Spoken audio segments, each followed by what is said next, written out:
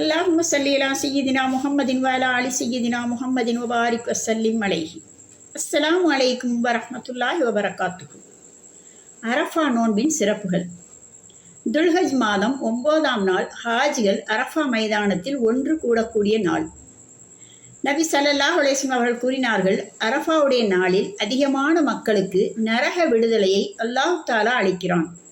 மேலும் அரஃபாவுடைய மைதானத்தில் ஒன்று கூடும் மூமின்களுடைய பாவங்களையும் அல்லாஹ் தஆலா மன்னிக்கிறான். சுபஹானல்லாஹ். அரஃபா மைதானத்தில் ஒன்று கூட முடியாத மக்களுக்கு அரஃபா தினத்தில் நோன்பை நோக்குமாறு நபி ஸல்லல்லாஹு அலைஹி வஸல்லம் அவர்கள் வலியுறுத்தினார்கள்.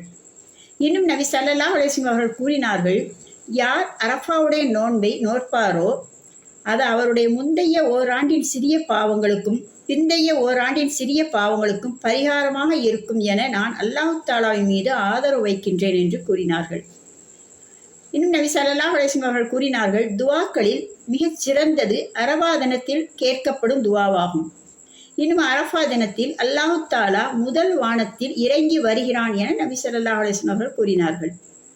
இன்னும் லைலத்துல் கத்ர் ரமலானின் கடைசி 10ல் எந்த நாள் வரும் என்று நமக்கு தெரியாது.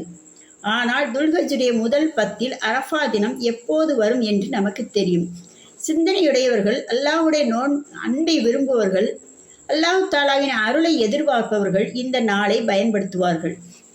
வெள்ளிக்கிழமை ஜும்மாவுடைய நாள். இந்த நாளில் மற்ற நஃபிலான நோன்பு வைக்கும் போது வியாழன் வெள்ளிக்கிழமையிலோ இல்லை என்றால் வெள்ளி சனிக்கிழமையோ நோன்பு வைக்க வேண்டும் என நபி ஸல்லல்லாஹு அலைஹி வஸல்லம் அவர்கள் கூறினார்கள். ஆனால் அரஃபாவுடைய நோன்பு ரமலான் மாத நோன்பை போல் வருடத்திற்கு ஒரு முறை வரும் சிறப்பான நோன்பு. எனவே இந்த அரஃபா நோன்பை வெள்ளிக்கிழமை மட்டும் வைத்துக் கொள்ளலாம் என நபி ஸல்லல்லாஹு அலைஹி வஸல்லம் அவர்கள் கூறினார்கள். இன்னும் நபி ஸல்லல்லாஹு அலைஹி வஸல்லம் அவர்கள் கூறினார்கள், யார் அல்லாஹ்வின் பொருத்தத்திற்காக அந்த நாளில் நோன்பு வைப்பாரோ அவருடைய முகத்தை 70 வருடங்கள் அல்லாஹ் தஆலா நரக நெருப்பிலிருந்து தூரமாக்குகிறான்.